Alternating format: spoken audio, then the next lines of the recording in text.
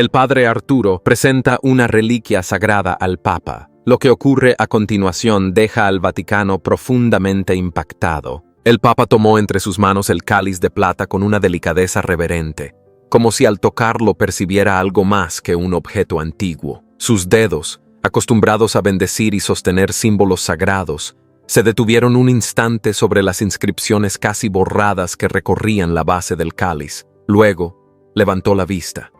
Frente a él estaba el padre Arturo Cornejo, un sacerdote de semblante sereno, con ojos que hablaban de largas jornadas de oración y silencio. El Santo Padre observó al visitante con interés. Aquella audiencia había sido programada como tantas otras, breve, protocolaria, sin grandes expectativas.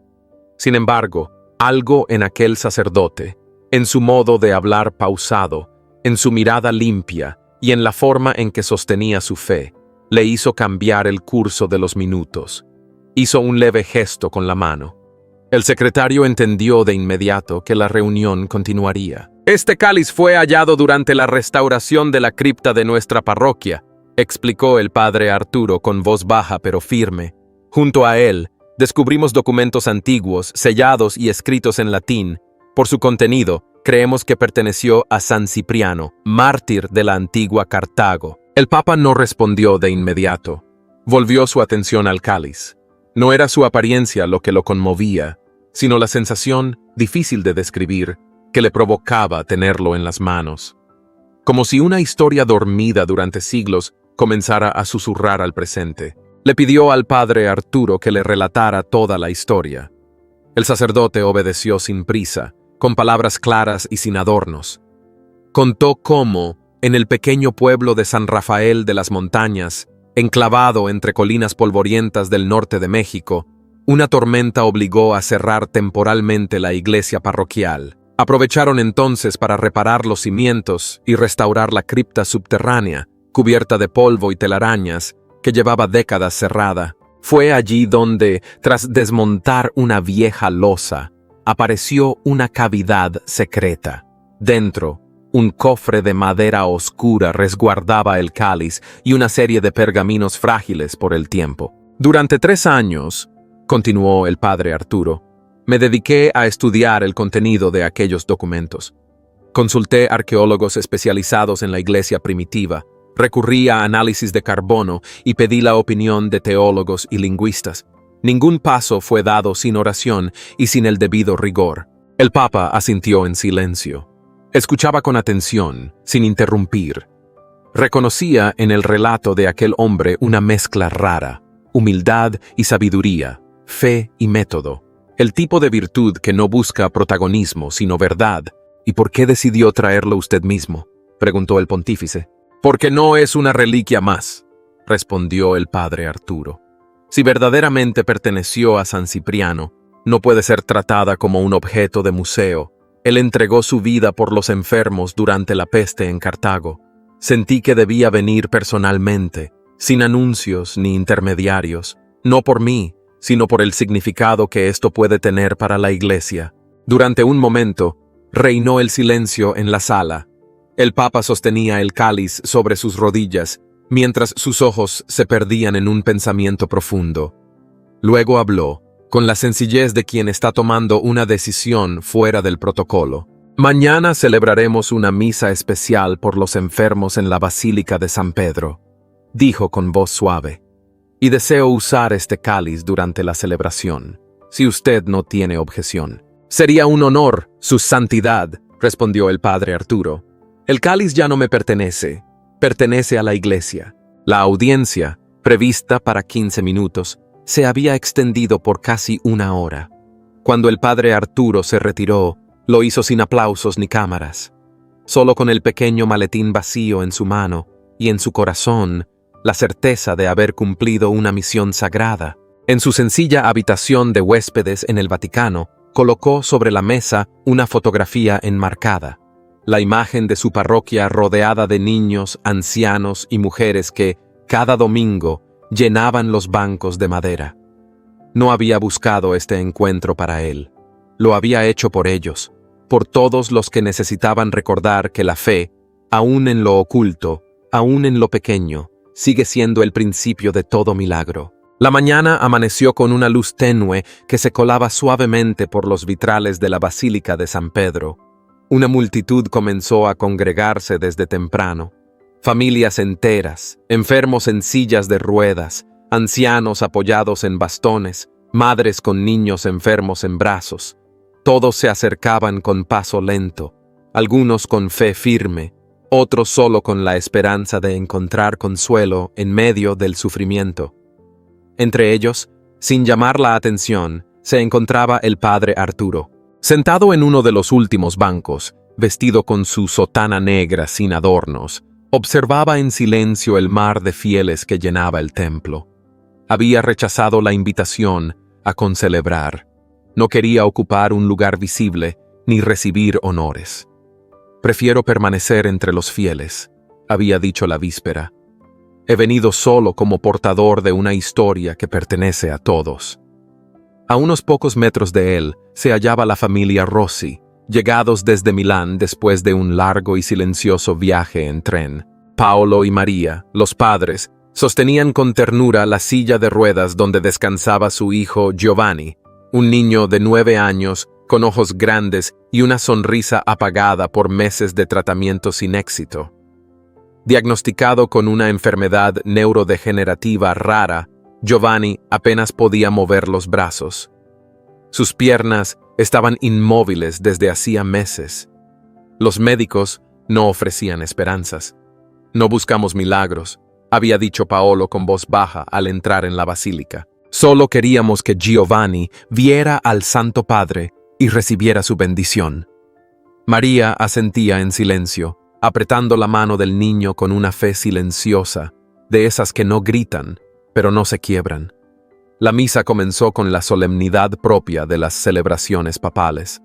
El Papa entró en procesión, rodeado de cardenales y diáconos, sosteniendo en sus manos el cáliz de San Cipriano, el mismo cáliz que el padre Arturo había traído la mañana anterior, envuelto en siglos de historia y oración.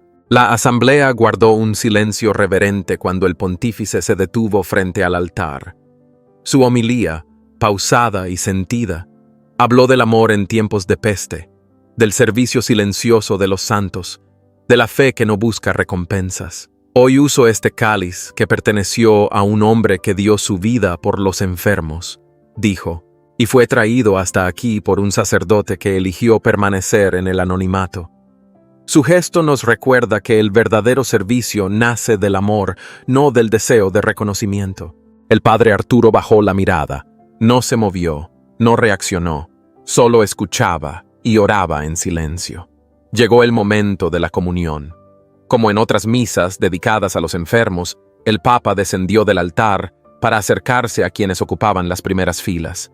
Con el cáliz en la mano, distribuía el cuerpo de Cristo con una dulzura que emocionaba. Al llegar frente a Giovanni, algo ocurrió. El niño alzó la mirada y en ese instante una expresión de sorpresa apareció en su rostro. «Mamá», susurró, «siento calor en las piernas». El Papa, que había notado un leve resplandor en el cáliz, se detuvo. Por un momento, el tiempo pareció suspenderse. María miró a su hijo sin entender. Giovanni bajó la vista y lentamente movió los dedos de los pies, luego las piernas.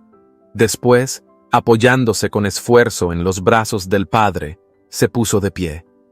Dio un paso, luego otro. «¡Papá!», gritó con voz temblorosa. «¡Estoy caminando!». El murmullo se extendió como una ola. Algunos comenzaron a llorar, otros se arrodillaron. Las cámaras de televisión, colocadas discretamente en la parte posterior del templo, enfocaron al niño.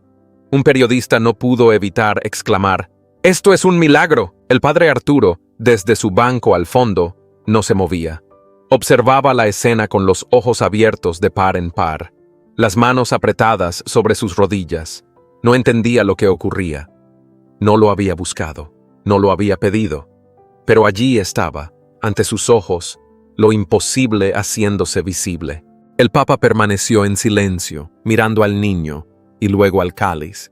Luego levantó la vista hacia el fondo de la basílica. Sus ojos buscaron al padre Arturo entre la multitud, y cuando lo encontró, simplemente asintió. No hacían falta palabras. Habían comprendido lo mismo. La fe, cuando es humilde, abre puertas que la lógica no puede explicar. La misa continuó, pero algo había cambiado. Las campanas sonaron con un eco distinto. El aire, dentro de la basílica, parecía más liviano. Cadenas internacionales de noticias interrumpieron su programación habitual para dar paso a una transmisión urgente desde Roma. Un niño en silla de ruedas camina tras recibir la comunión de manos del Papa, decían los presentadores con voces temblorosas y ojos incrédulos. En cuestión de horas, el llamado milagro del cáliz estaba en boca de todos. En las calles de Roma, peregrinos y curiosos se agolpaban frente a la plaza de San Pedro. Algunos rezaban, otros simplemente observaban, esperando quizás ver con sus propios ojos alguna señal del cielo. Mientras tanto, el padre Arturo Cornejo se mantenía alejado del bullicio. Hospedado en una sencilla casa de retiros a las afueras del Vaticano, pasaba sus días en oración y silencio. Rechazaba cortésmente las solicitudes de entrevistas, tanto de periodistas como de emisarios eclesiásticos. «No soy el protagonista de esta historia», decía con calma. «Lo ocurrido no me pertenece. Pertenece a Dios y a su misterioso actuar. Pero la magnitud del acontecimiento exigía una respuesta institucional. El Papa convocó una reunión urgente con sus asesores más cercanos. En una sala discreta del Palacio Apostólico, rodeado de rostros tensos y expectantes, el pontífice habló con firmeza. «No podemos ignorar lo que ha sucedido, pero tampoco podemos apresurarnos. Es nuestra responsabilidad discernir con prudencia». De inmediato, se decidió la creación de una comisión especial. Estaría integrada por neurólogos, teólogos y expertos en historia de la Iglesia. Su misión: examinar dos aspectos fundamentales. Primero, la autenticidad del cáliz supuestamente vinculado a San Cipriano.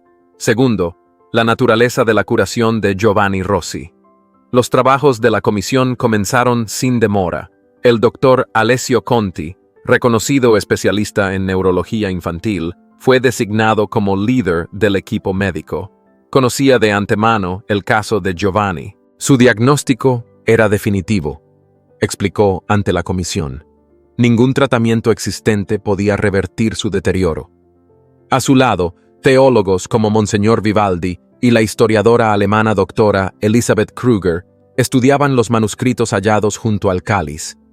La tinta, el tipo de latín y el estilo de escritura coincidían con documentos auténticos del siglo III. En paralelo, el padre Arturo fue invitado a una reunión privada con el Papa, a la que también asistieron los padres de Giovanni y el pequeño, aún asombrado por lo que vivía. El encuentro tuvo lugar en un salón modesto, lejos de cámaras o protocolos. María, la madre del niño, lloraba en silencio. Paolo, el padre, tomaba la mano de su hijo con una mezcla de temor y gratitud. «¿Usted fue quien encontró el cáliz?», preguntó el Papa. «Sí, Su Santidad», respondió el padre Arturo, «pero no hice más que seguir el hilo que el Señor puso en mi camino».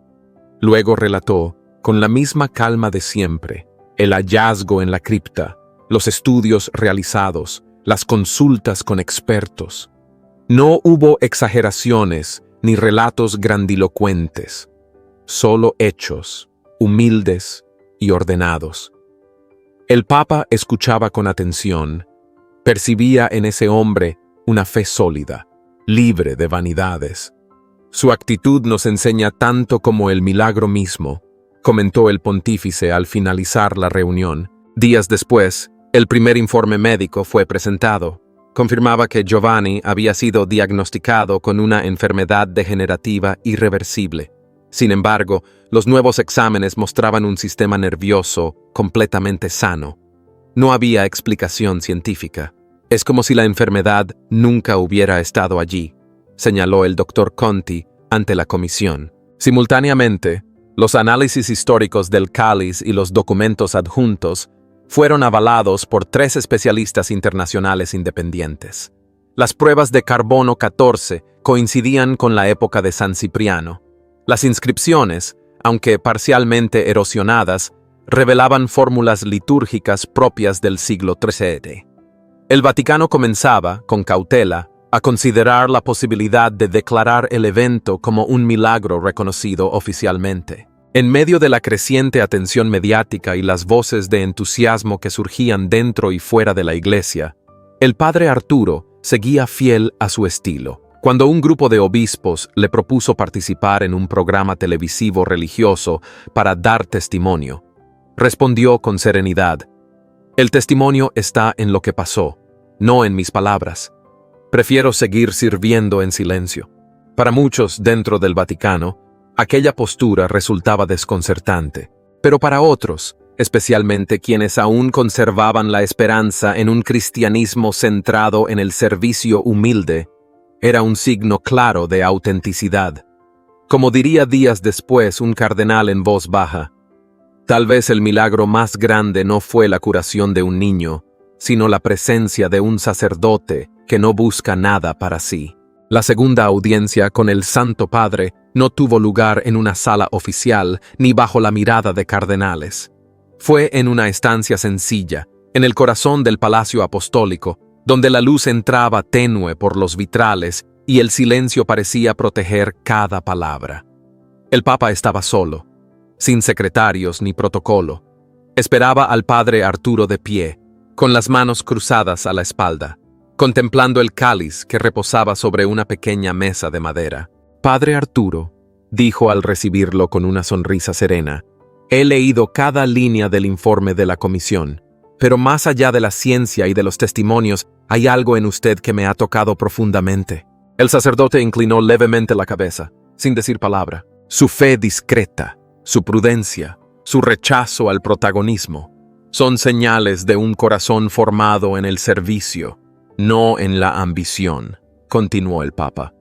Y por eso hoy quiero hacerle una pregunta directa. ¿Qué sugiere que hagamos con este cáliz? El padre Arturo alzó la vista.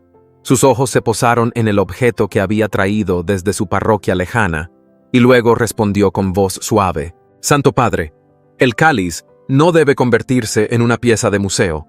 Fue usado por un santo que ofreció su vida por los enfermos. Creo que debe seguir sirviendo en las misas dedicadas a los que sufren, no como promesa de milagros, sino como símbolo vivo de la compasión de Dios». El Papa asintió en silencio. Caminó lentamente hacia la ventana, meditativo, y tras unos segundos volvió a hablar. «Usted me ha recordado lo esencial, Padre. Por eso he tomado una decisión. Deseo crear un nuevo ministerio en la Iglesia, uno que lleve por nombre el Ministerio del Consuelo y la Esperanza. Será una obra dedicada a acompañar a los enfermos, a consolar a quienes cargan dolores invisibles y a formar una red de servicio alrededor del mundo». El padre Arturo lo miró sorprendido. «Y quiero que usted sea su guía espiritual», añadió el Papa. El sacerdote retrocedió un paso, como si las palabras lo hubiesen empujado. «Santo Padre, yo no soy un teólogo. No tengo estudios avanzados ni experiencia en cargos importantes. Soy solo un pastor de pueblo», balbuceó. «Precisamente por eso», replicó el pontífice, «ya tenemos muchos académicos. Pero necesitamos corazones como el suyo, que sepan hablar con los humildes, que no olviden el valor de sentarse junto a una cama o de rezar en silencio por alguien sin esperanza». Hubo un instante de silencio profundo. El padre Arturo bajó la mirada. Luego, con voz pausada, dijo: «Si me permite una condición, me comprometo a servir mientras sea útil, pero un día quisiera regresar a mi parroquia. Mi lugar al final está entre mi gente». «Será como usted desee», respondió el Papa con una sonrisa que iluminó su rostro. La noticia, anunciada oficialmente una semana después, sorprendió al mundo católico. La creación del nuevo ministerio fue recibida con entusiasmo, pero lo que más conmovió a muchos fue saber quién estaría al frente. Un sacerdote desconocido que había llegado a Roma sin buscar títulos ni honores, con una maleta modesta y un cáliz envuelto en tela. Los medios de comunicación intentaron saber más sobre él, pero el padre Arturo continuó con su vida como siempre, sencilla, silenciosa, comprometida. Rechazó entrevistas, no aceptó homenajes. Prefería pasar las mañanas visitando hospitales, sentándose junto a pacientes, escuchando más de lo que hablaba. En una ocasión, un joven seminarista le preguntó por qué no hablaba más sobre el milagro. «Porque no vine a Roma para contar maravillas», respondió. «Vine porque algo dentro de mí me dijo que era lo correcto». El milagro verdadero es cuando una persona enferma se siente acompañada, cuando alguien reza por ella aunque no la conozca. El cáliz, por instrucción del Papa, no fue expuesto en vitrinas. Fue llevado a celebraciones en distintas partes del mundo, en misas por los enfermos, como un recordatorio de que la fe no es solo doctrina, sino compasión encarnada. Y cada vez que el cáliz se usaba, no se hablaba del objeto en sí, sino del mensaje que representaba. Así, el padre Arturo comenzó su nueva etapa en Roma, pero seguía siendo el mismo.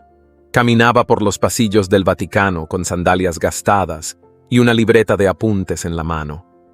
Hablaba poco, escuchaba mucho, y cada día, al final de sus jornadas, rezaba en silencio por los enfermos, cuyos nombres no recordaba, pero cuyas miradas no podía olvidar. Un año después del acontecimiento que conmovió al mundo, la Basílica de San Pedro volvía a llenarse de fieles venidos de distintos rincones del planeta. El aire, aunque cargado por el murmullo respetuoso de los asistentes, conservaba un silencio profundo, casi reverencial.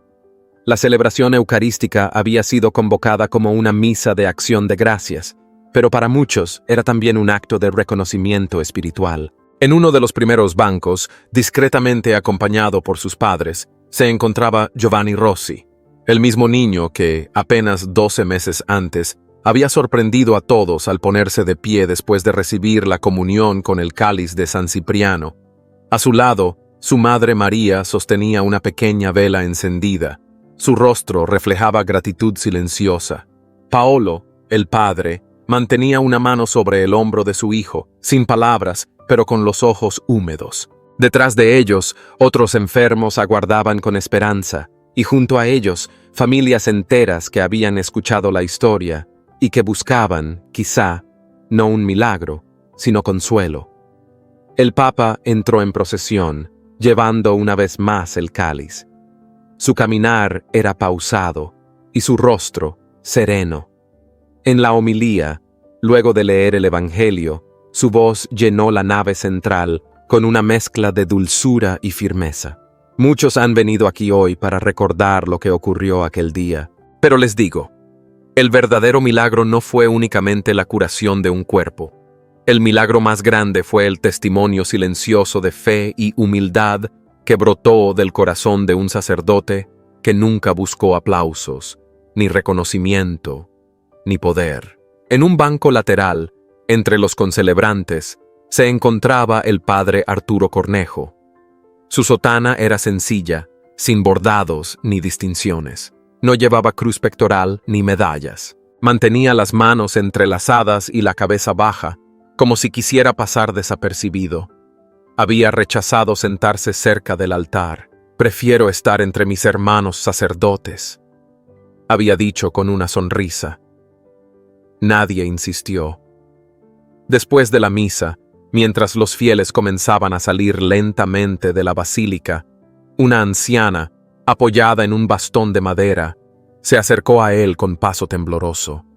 Tenía el rostro surcado de arrugas, pero sus ojos aún brillaban con la intensidad de quien ha vivido mucho.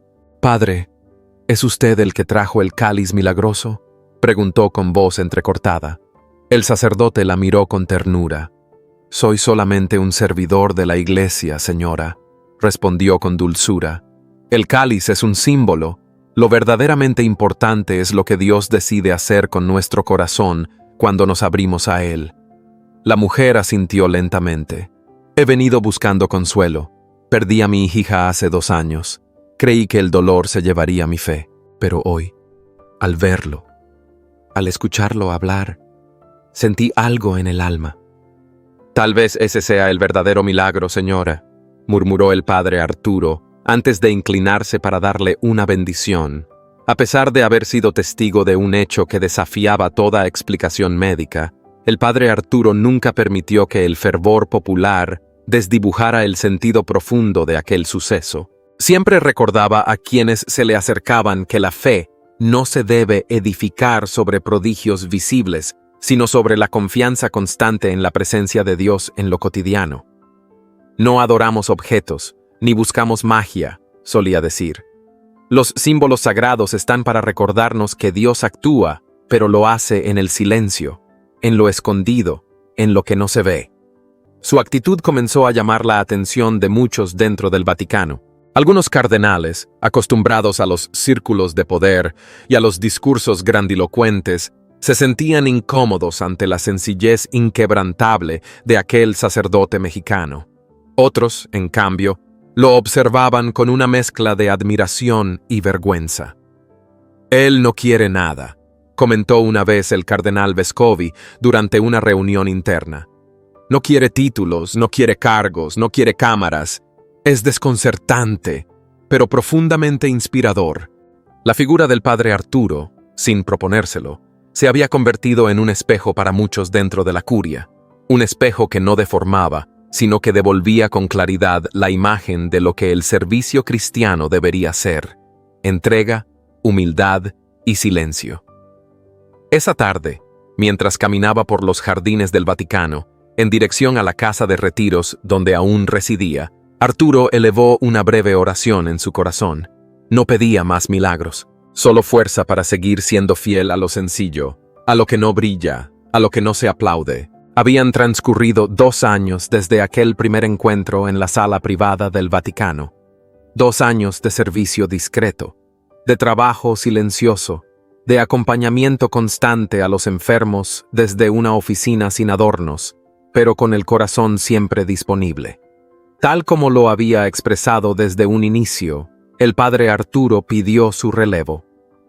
«Prometí volver a mi parroquia, Santidad», dijo con voz firme pero serena. «Allí está mi casa, allí me esperan». El Papa, que lo había aprendido a conocer en la profundidad de su sencillez, asintió con una sonrisa apacible. «Lo comprendo, padre Arturo, y lo respeto». La misa de despedida se celebró un domingo por la mañana, con la basílica llena de fieles, religiosos y enfermos.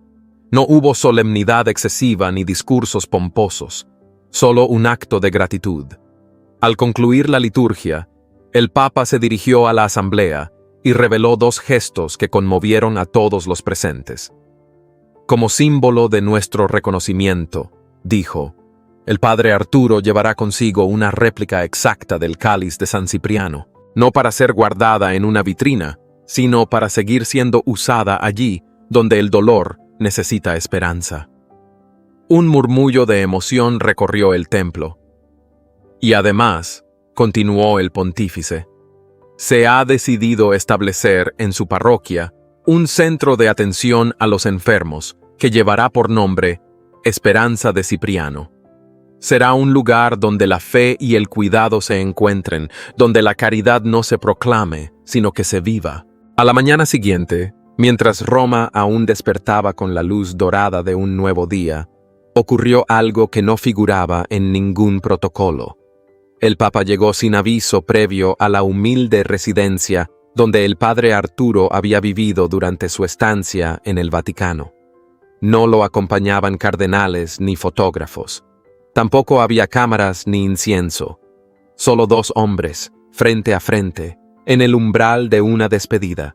El Santo Padre sostenía un pequeño paquete envuelto en tela. «Vengo a entregarle algo personal», dijo el Papa con voz quedamente. El padre Arturo, sorprendido, lo recibió con las manos temblorosas. Al abrirlo, encontró un rosario de madera de olivo, desgastado por el tiempo, con cuentas irregulares y una cruz sencilla. «Perteneció a un capellán de hospital», explicó el Papa. «Lo conocí cuando era joven sacerdote. Él me enseñó que la grandeza verdadera está en el servicio escondido. Usted me lo ha recordado». «No soy digno de tanto», murmuró el padre Arturo, conmovido. «No es un honor», respondió el Papa.